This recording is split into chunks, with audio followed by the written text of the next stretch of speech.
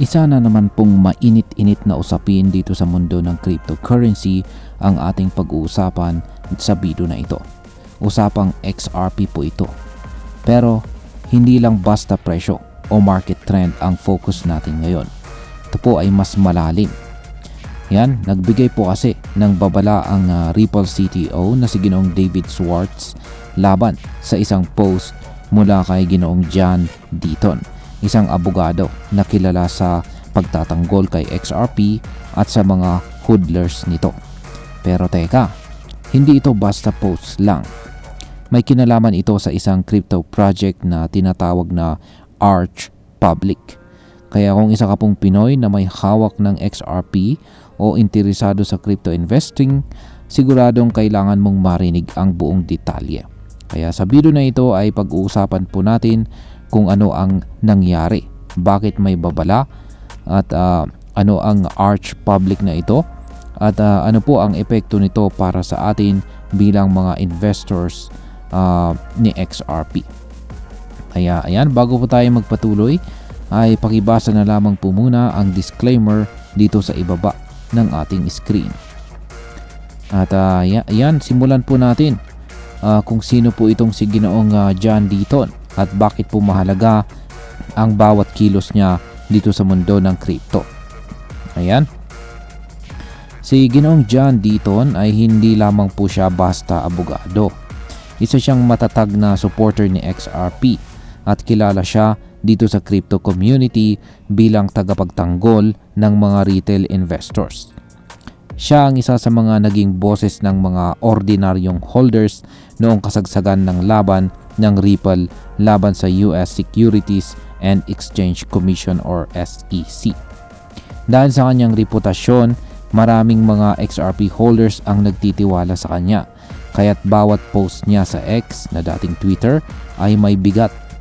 Pero kamakailan lamang, gumawa po siya ng kakaibang post na ikinagulat ng marami.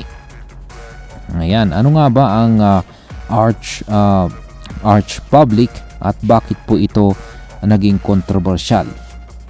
Yan, sa nasabing post ay ipinakilala po ni Ginoong Deaton ang Arch Public, isang crypto firm na gumagamit po ng algo-based automation.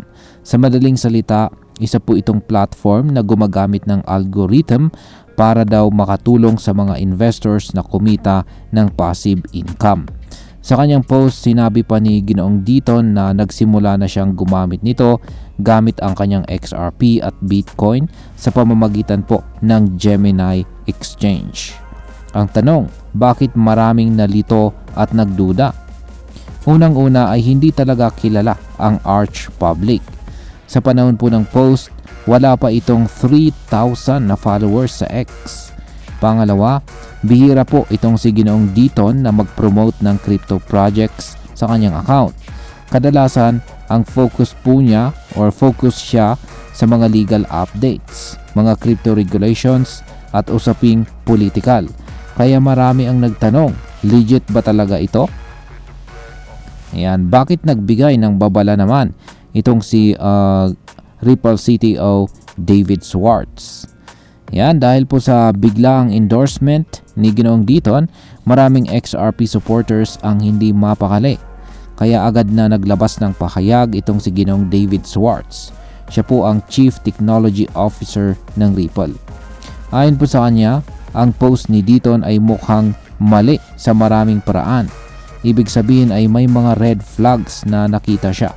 Kaya't hinihikayat niya ang mga XRP community members na mag-ingat at huwag agad maniwala hanggat hindi pa sigurado kung ang account ni Deaton ay hindi na-hack. Mahalagang tandaan na noong taong 2023, na-hack na rin ang X account ni Ginoong Deaton kung saan ginamit ito para i-promote ang isang scam token na tinatawag na LOC. Kaya hindi malayong mangyari ulit ito. Ngayon is na-hack nga ba ulit itong si Ginoong Deaton o totoong endorsement ito? Matapos po ang issue ay muling nag-post si Ginoong Deaton sa X para linawin ang kanyang posisyon. Ayon sa kanya, totoo ang endorsement niya sa Arch Public. Hindi ito gawa-gawa o dahil lang sa hack. ibinahagi niya na isa sa kanyang personal goals ay ang i-democratize ang investing. Ibig sabihin ay gusto po niyang gawing accessible ang investment opportunities para sa mga ordinaryong tao. Ito raw ang dahilan kung bakit siya na-attract sa digital assets tulad ni Bitcoin.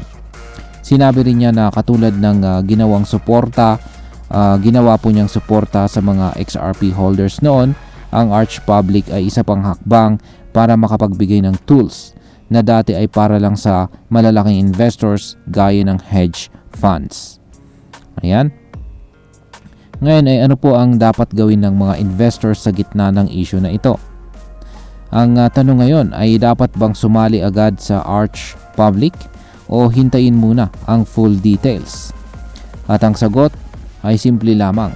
Siyempre mag-ingat. Una, kung isa ka pong Pinoy investor na may XRP holdings, tandaan mo na kahit gaano pa ka-reputable ang isang tao tulad ni Ginoong Diton, dapat hindi tayo padalos-dalos sa pag-invest. Kahit pa endorsement niya ito, kung hindi malinaw ang project at kung may duda ang mismong CTO ng Ripple, dapat po natin itong seryosohin.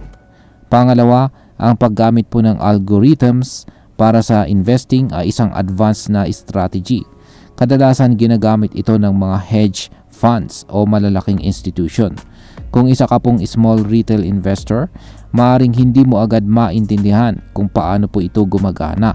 Baka ma-misinterpret mo ang cash yield at isipin mong guaranteed ang kikitain mo na hindi totoo sa mundo ng crypto. Ngayon is ano po ang posibleng maging epekto nito para sa atin bilang mga Pinoy crypto traders at investors ni XRP. Yan, bilang mga Pinoy na nag-i-invest dito sa crypto, mahalagang maging mapanuri po tayo. Hindi porket sikat ang nag-endorso, ibig sabihin ay safe na agad ito. Sa kaso po ng Arch Public, hindi pa malinaw kung gaano ito ka-legit o kung totoo bang makakatulong ito sa atin. Kung madadala tayo sa hype, baka tayo pa ang malugi. Kaya't habang wala pang malinaw na track record ang Arch Public, mas mabuting mag-obserba muna. Wag po nating agad ilagay wag po nating ilagay si XRP. Wag po agad na ilagay ang ating XRP sa isang sistema na hindi pa lubos na naiintindihan.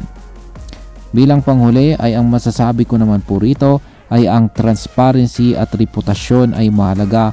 Mahalaga pong batayan yan dito sa mundo ng crypto. Kahit pa galing sa isang kilalang figure na tulad ni Ginoong John Diton ang endorsement, hindi po ito sapat para tanggalin ang due diligence. Tama po si Ginoong David Schwartz sa kanyang babala. Sa crypto, mabilis kumalat po ang scams at saka maling impormasyon. Kaya't importante na bago po tayo pumasok sa isang project, siguraduhin nating naiintindihan natin ito. May sapat po tayong research at meron po tayong reliable na source ng impormasyon. Mas maganda kung hintayin muna natin ang full explanation ni Ginoong Diton sa kanyang live stream bago tayo gumawa ng desisyon. Hindi masama ang magtanong, maghintay at saka mag-ingat. At ayan, hanggang dito na lamang po tayo sa video na ito mga ka-crypto. Marami pong salamat sa panonood. Ingat po tayo lagi at God bless po sa ating lahat.